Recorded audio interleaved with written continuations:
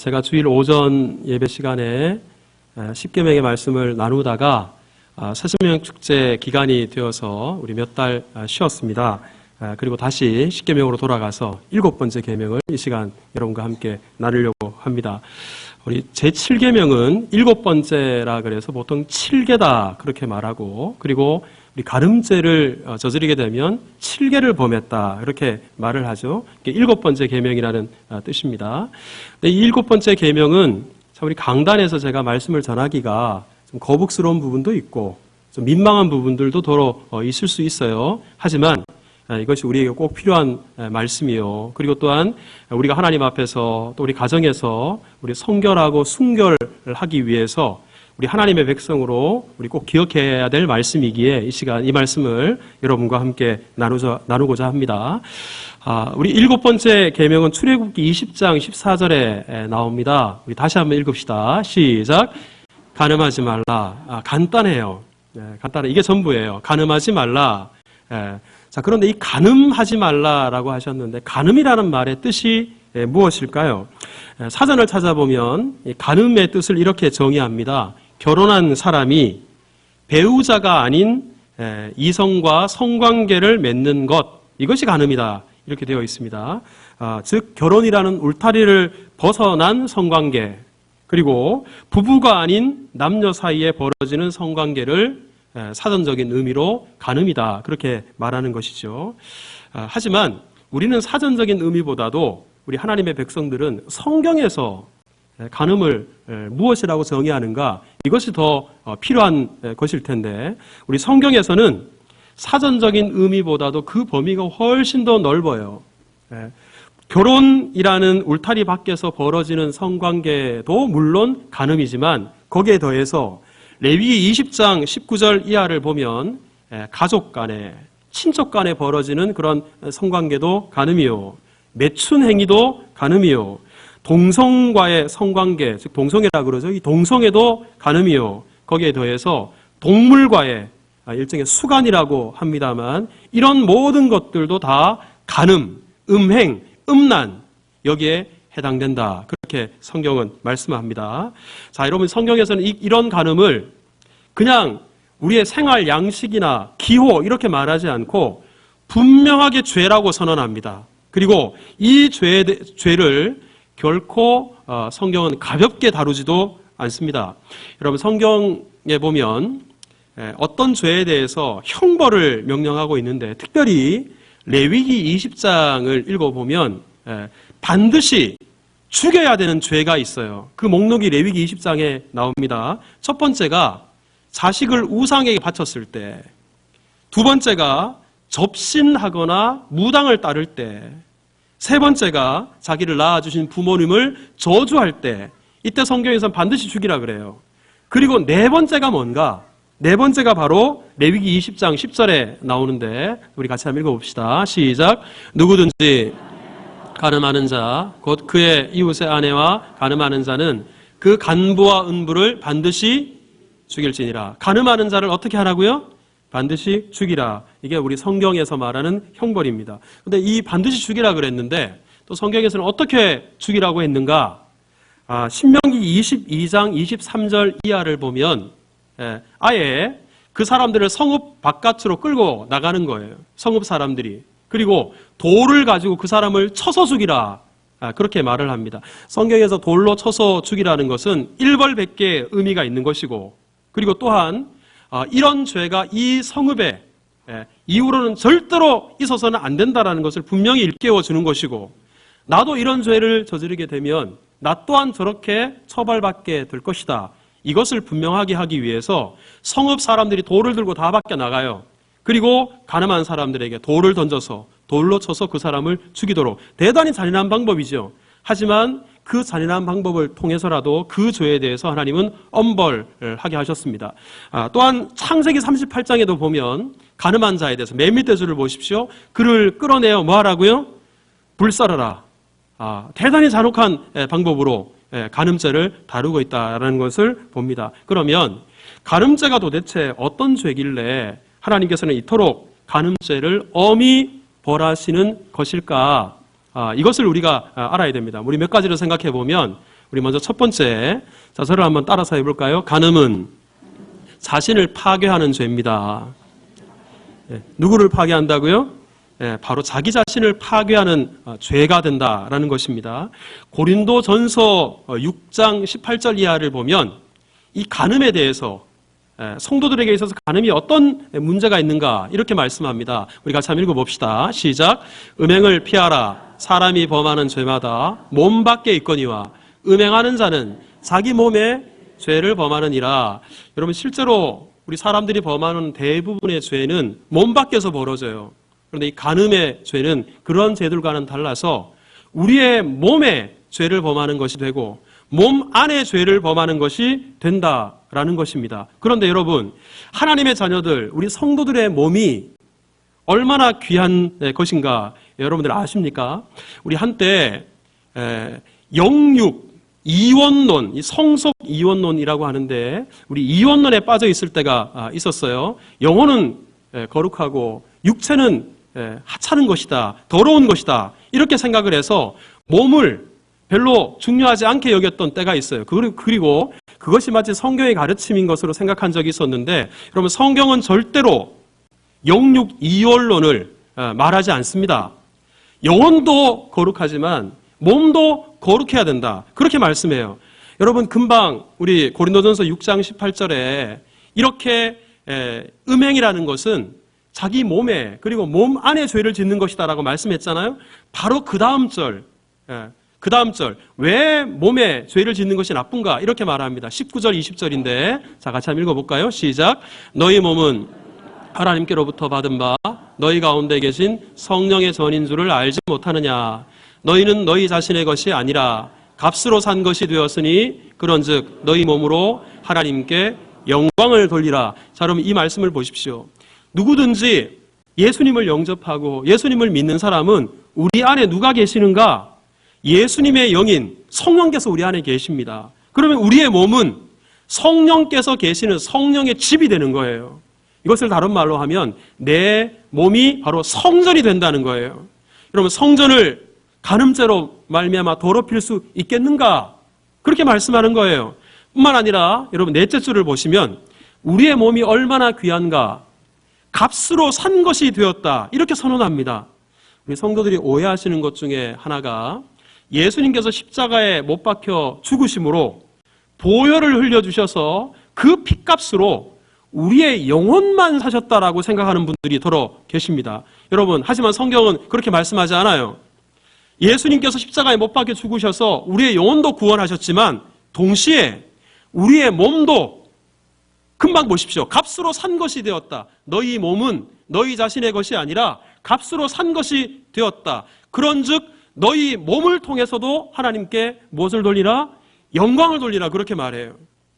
우리의 몸은 이처럼 성령에 거하시는 성령의 전이요. 그리고 우리의 몸을 통해서도 하나님께 영광 돌려야 되는데 이 거룩한 몸, 피로 값주고 사신 이 몸을 간음하는 그 죄에 방치하고 우리 함부로 내버려 둬서는 안 된다. 우리 성경이 바로 그렇게 말씀하는 것입니다. 여러분 간음죄를 범하게 될 때 우리 몸에 해악이 나타나게 되고 영적으로도 우리가 무너지게 됩니다. 우리 안에 계시는 성령께서 탄식하게 되고 은혜가 우리 가운데 깃들지 못하게 되는 거예요. 결국 간음은 우리 자신을 황폐하게 만들고 우리를 파괴합니다. 그러게 이 간음을 멀리하게 되는 거예요. 멀리해야 되는 겁니다. 그런 은혜가 우리 가운데 있기를 주님의 이름으로 축복합니다. 또 한 가지 간음의 문제, 자 저를 한번 따라합시다. 간음은 가정을 파괴합니다. 자 먼저는 우리 자신을 파괴해요. 그리고 간음은 우리의 가정을 파괴합니다. 여러분 십계명이 어떤 계명인가? 우리 십계명을 이렇게 정의할 수 있어요. 십계명은 관계를 유지하기 위해서 주신 계명이다. 근데 특별히 어떤 관계인가? 하나님과 하나님 백성 사이의 관계를 유지하게 해주고 사람과 사람 사이의 관계를 유지하도록 해주는 것이 십계명이에요. 그 중에서도 우리 1계명부터 4계명까지는 바로 하나님과 하나님의 백성들의 관계를 유지하기 위해서 대단히 중요한 계명이죠. 5계명부터 10계명까지는 사람과 사람 사이의 관계를 건강하게 아름답게 유지시켜주는 계명이에요. 그 중에서도 여러분 7계명은 어떤 관계를 유지시켜 주는가? 가정에서도 가장 기본, 기초가 되는 남편과 아내, 이 부부의 관계를 건강하고 아름답게 유지시켜 주는 것, 이것이 바로 7번째 계명입니다. 그런데 여러분, 이 7번째 계명을 어기게 되면 바로 부부관계가 깨지게 돼요. 부부관계가 깨지게 되면 그 영향이 자녀들에게도 미쳐요. 그러면 결국 가정이 흔들리게 되고 가정이 파괴되는 것입니다. 여러분, 하나님의 창조의 핵심은 사람이에요. 그리고 사람 창조의 절정이 어디에 있는가? 바로 아담과 하와의 결혼. 여기에 사람 창조의 절정이 여기 담겨 있어요. 여러분, 우리가 기억해야 될 것은 하나님께서는 교회를 만드시기 전에 먼저 만드신 기관이 있어요. 그 기관이 바로 무엇인가? 가정입니다. 여러분, 이 가정을 하나님께서 가장 먼저 만드셨고요. 또한 가정을 통해서 생육하고 번성하라라고 하는 그 하나님의 말씀이 부부를 통해서 자손들이 태어남으로 성취되게 하셨어요. 그러니 여러분, 이 가정, 이 부부관계가 얼마나 귀한 것입니까? 여러분, 이 가정이 어떻게 시작되었는지는 창세기 2장 24절에 나와 있는데, 우리 주례할 때 우리 많이 사용하는 본문이죠. 우리 같이 한번 읽어볼까요? 시작. 이러므로 부모를 떠나 그의 아내와 합하여 둘이 한 몸을 이룰지로다. 여러분, 여기서 우리가 주목해야 될 것이 있어요. 자, 하나님께서 둘을 하나 되게 하시는 참 놀라운 비밀이 결혼이라는 원리 속에 담겨져 있다는 것입니다. 그런데 여러분, 아무나 한 몸이 되는 게 아니에요. 형제지간이 아무리 친해도 한 몸이 될 수 없어요. 자매가 아무리 친해도 한 몸이 될 수 없어요. 부모 자식 간에 아무리 친해도 한 몸이 될 수 없어요. 한 몸이 될 수 있는 것은 유일하게 남편과 아내, 부부만 한 몸이 되는 거예요. 그런데 여러분, 부부가 한 몸이 될 때 하나님께서는 셋이 한 몸을 이룰지라, 넷이 한 몸을 이룰지라 그렇게 말하지 않습니다. 둘이 한 몸을 이룰지라. 바로 한 몸을 이룰 수 있는 것은 남편과 아내, 부부들에게만 하나님이 허용하신 거예요. 하나님이 허락하시는 거예요. 그렇게 되어질 때 이 성이라는 것이 부부관계 속에, 결혼관계 속에서 이루어질 때 이것이 아름다운 거예요. 하나님을 기쁘시게 하는 것이고 하나님의 선하신 계획을 이룰 수 있는 것입니다. 여러분, 하나님께서 아담을 보셨을 때 아담이 혼자 있어요. 쓸쓸해요. 외로워요. 그래서 아담을 잠들게 하셨어요. 그리고는 아담에게 갈빗대 하나를 꺼내셔서 그것을 가지고 배필을 지어주셨습니다. 그게 바로 하와, 아내예요. 근데 여러분, 사람의 몸속에는 갈빗대가 24개가 있어요. 갈빗대가 24개가 있다고 하나님께서 만드실 수 있는 만큼 24명의 여자를 만들지 않았어요. 오직 하나만 만들었어요. 그래서 남편과 아내, 우리 일부, 일처, 일남, 일녀, 이 둘을 통해서 한 몸을 이루게 하시고 이것을 통해서 건강한 가정을 이루게 하셨어요. 이것이 하나님의 뜻입니다. 그런데 간음은 이것을 훼손하는 거예요. 이것을 깨트려 버리는 것이지요.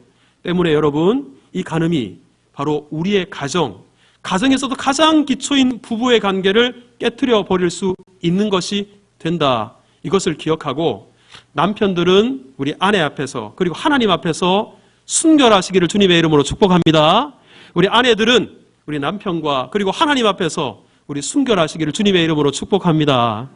저는 지금도 지갑 안에 예전에 제가 아버지 학교를 수료했는데 벌써 10여 년이 지났어요. 근데 그때 제 아내를 아버지 학교에 불렀어요. 아내 앞에서 제가 서약을 했어요. 서약을 하고 카드를 이렇게 만들었는데 그 카드를 제가 지금도 제 지갑 안에 꽂고 다닙니다. 그 내용이 띄워보시면 이런 내용입니다. 나는 아버지로서 성적으로 순결하고 영적으로 거룩하며 정직하고 성실하게 살아갈 것을 우리 아내 앞에서 하나님 앞에서 서약한다. 이제 그런 내용인데 여러분들은 이런 서약을 하지 않았다 하더라도 우리 하나님 안에서 우리가 믿는 하나님의 백성으로서 언제나 하나님 말씀을 순종하고 살아가야 될 백성으로서 우리 남편 앞에 또 아내 앞에서 그리고 무엇보다도 하나님 앞에서 우리의 몸과 또 우리의 영혼이 이렇게 순결하게 살아가는 것, 이것이 바로 우리의 가정, 사회의 기초도 가정이요 교회의 기초도 가정인데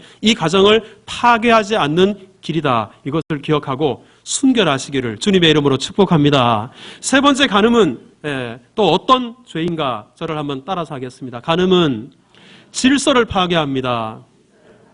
여러분 자 보십시오. 간음이 자기를 파괴해요. 나아가서는 가정을 파괴해요. 근데 이것은 더 나아가서는 질서를 파괴합니다. 근데 어떤 질서를 파괴하는가? 사회 질서를 파괴해요. 그리고 하나님의 창조 질서를 파괴합니다. 이게 바로 간음죄가 되는 것입니다. 여러분 간음이 앞서 말씀드린 것처럼 부부 관계를 벗어난, 그러려면 내 아내 외에, 내 남편 외에 또 다른 성적인 대상이 필요하게 돼요. 이것이 남의 집 아내예요. 남의 집 남편이에요. 그렇게 될 때 이 간음죄로 말미암아 우리 가정만 파괴되는 것이 아니라 타인의 가정까지 파괴하는 거예요. 그러니 이것이 곧 사회에 대해서도 범죄하는 것, 죄를 범하는 것이 된다는 이야기입니다. 또 제가 앞서 이 간음이라는 것, 성경에서 말하는 간음이 단순히 결혼의 이 울타리를 벗어난 이런 것들뿐만 아니라 그 외의 모든 성범죄들이 우리 성경이 말하는 간음에 해당된다라고 말씀을 드렸죠. 여러분 이런 원리에 따라서 사람이 만약에 짐승과 수간이라고 합니다. 여러분 사람의 이 성적인 욕망들, 이 성에 대한 범죄들은 점점 그 안에서 만족함을 누리지 못하고 계속해서 더 자극적인 것을 추구하기 마련이에요. 여러분 이렇게 그 병이 깊어져 가는 것인데, 이러다 보면 나중에는 입에 담기도 거북스러운 부끄러운 그런 짐승들과의 그런 관계까지 이르게 되는 거예요. 여러분 이것은 인간의 존엄성을 포기하는 거예요. 이것은 사람됨을 포기하는 거예요. 하나님께서 세우신 창조 질서를 망가뜨리는 거예요. 사회적으로도 심각한 문제가 벌어지게 되는 것이죠. 여러분 이 수간의 문제뿐만 아니라 우리 동성애 문제도 우리 기독교인들은 외면해서는 안 될 문제일 것입니다. 여러분 레위기 20장 13절에 보면 하나님께서 분명히 이렇게 선언하십니다. 우리 같이 읽겠습니다. 시작. 누구든지 남자와 동침하면 둘 다 가증한 일을 행함인즉 반드시 죽일지니 자기의 피가 자기에게로 돌아오리라. 바로 이것이 동성애에 대한 문제입니다. 하나님께서는 이 세상에 성을 둘만 만드셨어요. 남성, 여성, 양성만 만드셨어요. 그리고 남자와 여자, 이 다른 이성, 이 두 성으로 말미암아 부부가 되게 하셨고 가정이 되게 하셨어요. 이것이 바로 하나님께서 정하신 창조 질서예요. 그런데 남자가 남자와 더불어서, 여자가 여자와 더불어서 이런 것들은 하나님께서 만들어 주신 창조 질서를 훼손하는 거예요. 파괴시키는 것이 된다는 것입니다. 여러분 성경 전체에서 하나님께서 가장 참혹하게 심판하신 성읍, 도시가 어딘지 아십니까? 창세기에 보면 소돔과 고모라입니다.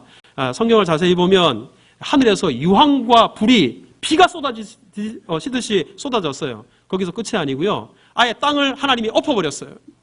그 소돔과 고모라를 찾지도 못해요. 왜 하나님께서 소돔과 고모라를 그렇게 끔찍하게 심판하셨는가? 소돔과 고모라 안에 만연되어 있었던 죄 때문인데, 물론 여러 가지 죄들이 있어요. 그 중에 대표적인 죄가 바로 소돔과 고모라 성 안에 있었던 성범죄예요. 여러분 혹시 영어 단어 중에 소돔이라는 단어를 들어보신 적이 있을 거예요. 이 소돔이라는 단어가 소돔에서 나왔어요. 성경에서 나온 배경으로 한 단어예요. 근데 이 소돔이라는 뜻이 여러분들이 아시는 것처럼 동성애, 수간, 성도착증 이런 뜻이 이 단어 속에 포함되어 있어요. 오죽하면 이런 단어가 그 성읍 이름에서 나왔겠습니까? 여러분 특별히 성경을 보면 창세기 19장에 하나님의 천사가 롯의 집에 남자의 모습으로 방문해요. 그런데 이 모습을 본 소돔 사람들이 롯의 집에 쳐들어갔어요. 쳐들어가서 금방 들어간 그 사람 어디 있느냐? 우리한테 내놔라는 거예요.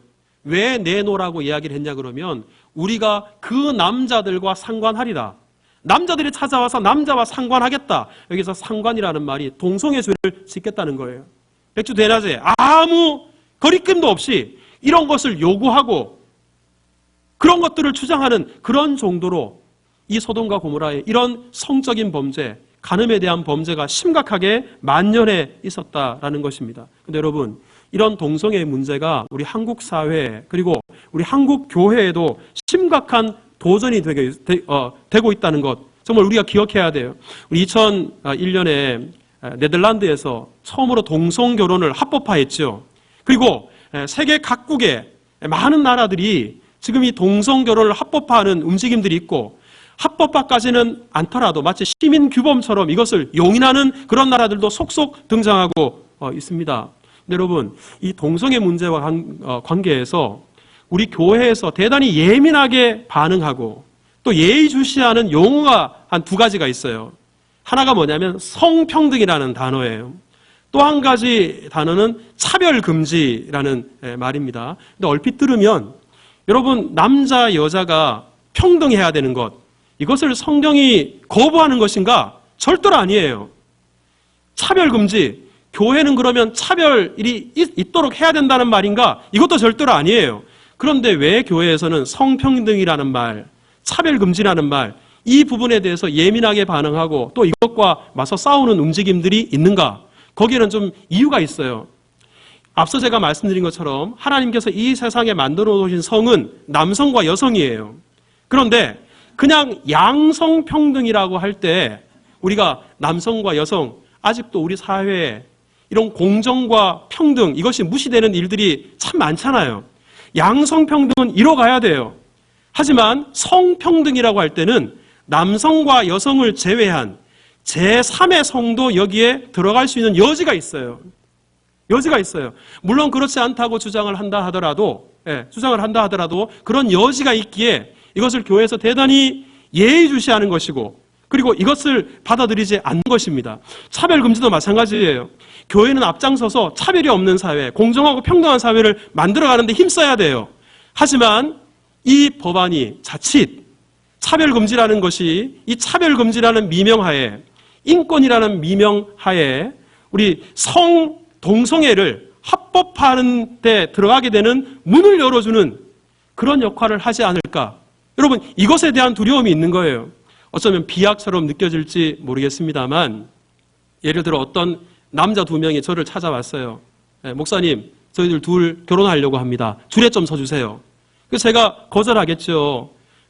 우리 두 분 성경에서는 남자와 남자의 결혼을 허락하지 않습니다. 그러니 제가 성경에 약속하고 목사가 된 사람으로서 주례를 할 수 없습니다. 제가 그렇게 말을 하면, 만약에 차별금지법이 있으면 왜 차별하냐, 이런 것들이 문제가 될 소지가 있는 것이에요. 그리고 여러분, 이런 모든 것들, 이 동성애 문제뿐만 아니라 이런 다양한 성적 범죄들이 결국에는 사회 질서, 그리고 하나님의 창조 질서를 깨트리고 파괴할 그런 심각한 도전이 되고 있다는 것입니다. 여러분, 이 때문에 이 간음의 문제 결코 가볍지 않다는 것을 우리가 인식해야 될 것입니다. 자, 그러면 이처럼 간음이라는 것이 우리의 자신을 파괴하고 가정을 파괴하고 사회 질서를 파괴하고 하나님의 창조 질서를 파괴하는 것인데, 이 간음에 대해서 우리 성도들은 어떤 입장을 취해야 될까? 자, 우리 먼저는 저를 한번 따라서 하겠습니다. 간음의 문제 앞에 자만하지 맙시다. 먼저 우리가 기억해야 될 것은 자신만만해서는 절대로 안 된다라는 사실입니다. 아마 제가 오늘 간음하지 말라 이 말씀을 여러분들에게 전하고 들으시는 여러분들 중에는 이 죄는 나랑은 상관없을 거야. 나는 지금 내 아내밖에 없어. 지금 남편밖에 없어. 다른 사람은 몰라도 나는 절대로 여기에 넘어가지 않을 자신이 있어. 아마 마음속으로 큰 소리 치시는 분들이 여러분들 가운데 많으실 수 있어요. 하지만 여러분, 성경을 보면 성경에서 그 누구보다 하나님을 사랑했던 사람, 그 누구보다 기도 많이 했던 사람, 믿음의 사람 다윗도 다름 아니라 이 간음의 문제, 성 문제에 넘어졌어요. 여러분, 삼손이라는 인물, 그 아무리 힘센 사람도 삼손을 무너뜨리지 못했어요. 아무리 많은 군대가 몰려와도 삼손을 무너뜨리지 못했어요. 그런데 그 삼손이 무너졌어요. 들릴라라는 여인, 그 여인 앞에 무너져 버렸습니다. 여러분, 한국교회 이름만 대면 다 알만한 스타 목사님들, 목회자들, 여러분들 이분들이 얼마나 강단에서 주옥과 같은 말씀을 전하는 그런 분들이었습니까? 그런데 그분들이 안타깝게도 다름 아니라 이 성 문제에 넘어졌어요. 허물어졌어요. 이것 때문에 본인뿐만 아니라 본인의 가정, 교회까지도 심각한 문제와 그리고 시험이 든 그런 경우들 우리 주변에 얼마든지 볼 수 있는 것입니다. 때문에 여러분, 이 간음의 문제는 절대로 자신만만하고 간음 앞에서 교만해서는 안 된다라는 것입니다. 때문에 우리가 기억해야 될 것이 있어요. 자, 저를 한번 따라서 합시다. 간음 문제는 싸울 문제가 아니고 피할 문제다. 뭐 해야 될 문제라고요? 피해야 될 문제라는 것을 기억해야 돼요. 여러분, 성경에서 이 간음의 문제를 잘 이긴 사람이 나와요. 요셉이라는 인물이에요. 근데 요셉이라는 인물이 어떻게 이기게 되었나? 보디발의 아내, 즉 자기의 주인의 사모가 날마다 자기를 유혹하는 거예요. 그런데 그 앞에서 맞서 싸우지 않아요. 밖으로 나갔어요. 그 다음 절에 보면 도망갔다 그랬어요. 아예 피해버렸어요. 피했을 때 이 유혹에 넘어가지 않았던 것입니다. 여러분, 욥이라는 인물도 욥기 31장 1절에 내가 내 눈과 약속을 맺었는데, 즉 처녀에게 주목하지 않겠다. 혹시라도 바라보고 또 바라보다 보면 거기에 넘어질 수 있기에, 그러기에 아예 피한다는 거예요. 마르틴 루터가 그런 말을 했죠. 새가 머리 위에 날아다니는 것을 막을 수는 없지만 새가 내 머리에 둥지를 트는 것은 못하게 할 수 있다. 여러분, 새가 내 위에 날아다니는 것, 성적인 시험들, 유혹들이 없을 수는 없을 거예요. 누구에게나 있을 수 있어요. 하지만 그것을 피할 수는 있어요. 마치 새가 내 머리에 앉으려고 하면 피하면 되는 거예요. 이렇게. 여러분, 그 맞서 싸우려다 보면 넘어질 수 있다는 것 우리 기억하시고, 우리 안에 계신 성령의 도우심으로 말미암아 피하고, 우리가 그런 환경이 되어질 때, 그런 여건이 되어질 때 나는 달라.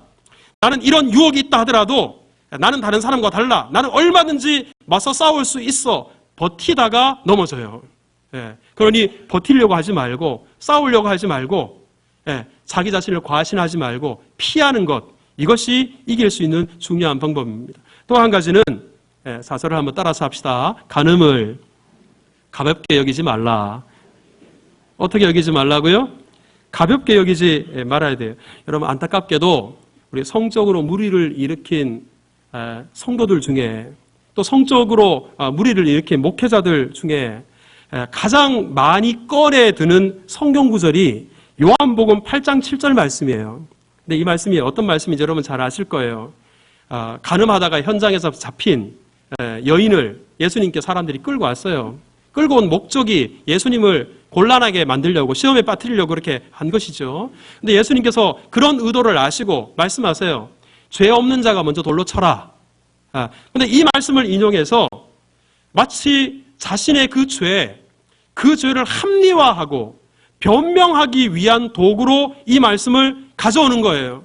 여러분, 우리가 이 말씀을 적용할 때는 타인의 죄에 대해서 우리가 이런 입장을 취해야 되지, 내가 그런 죄에 빠졌을 때 나에게 이 말씀을 내가 갖다 붙이는 것은 이 말씀을 잘못 사용하는 것이 되는 것입니다. 여러분, 앞서 간음죄, 구약 성경에서 하나님이 얼마나 엄중하게 그리고 무겁게 다루셨는가, 이것을 우리가 잊지 말아야 돼요.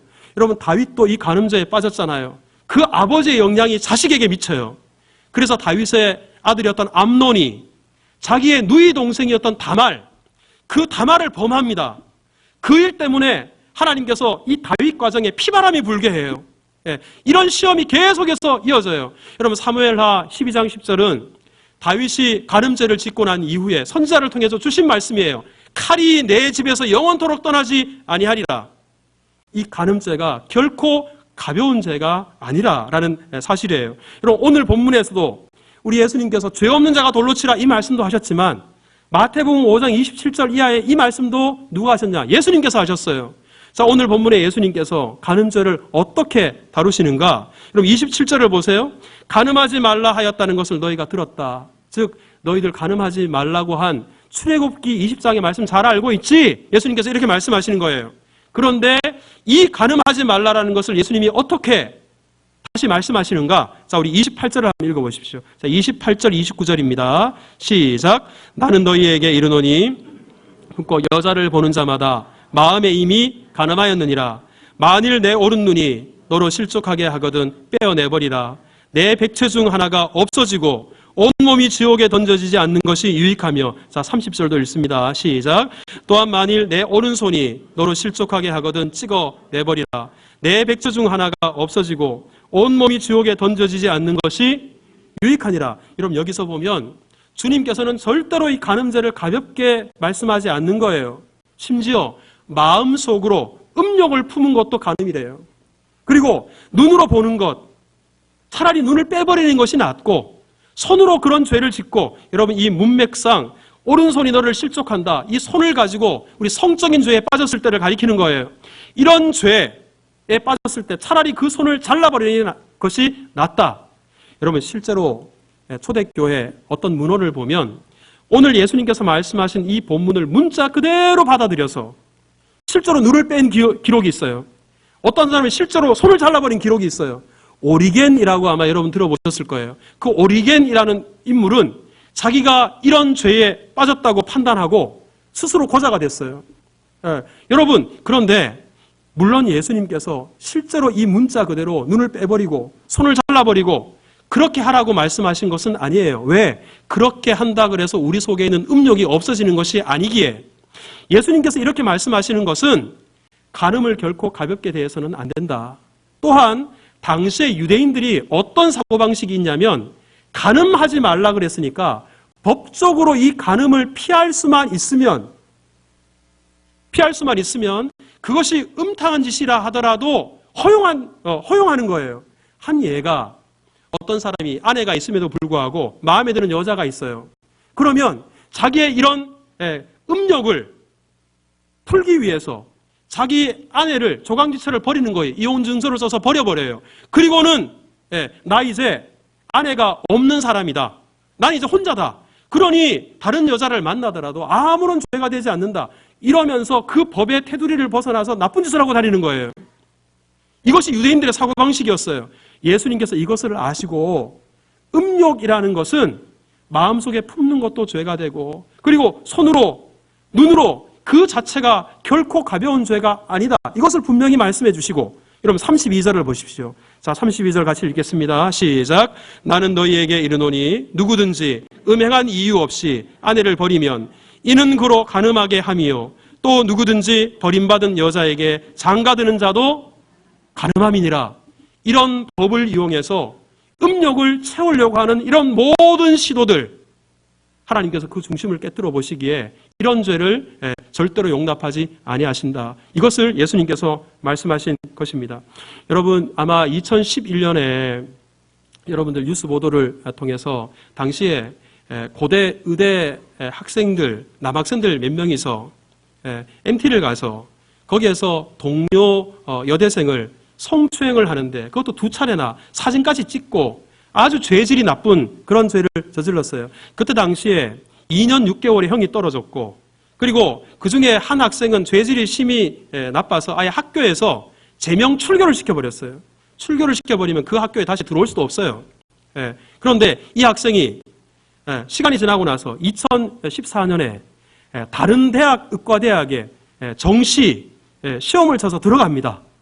그리고는 올해 뉴스 보도를 보니까 이 학생이 다시 이제 올해 의사고시를 볼 수 있다는 거예요. 근데 의사고시의 자격에 성범죄를 저지른 전과자들에 대해서 결격 사유를 명시하지 않았어요. 의사고시를 치를 수 없는 사람은 이렇습니다. 정신질환자, 마약 또는 향정신성 의약품 중독자, 금치산자, 한정치산자, 이 사람 외에는 아무런 결격 사유가 없는 거예요.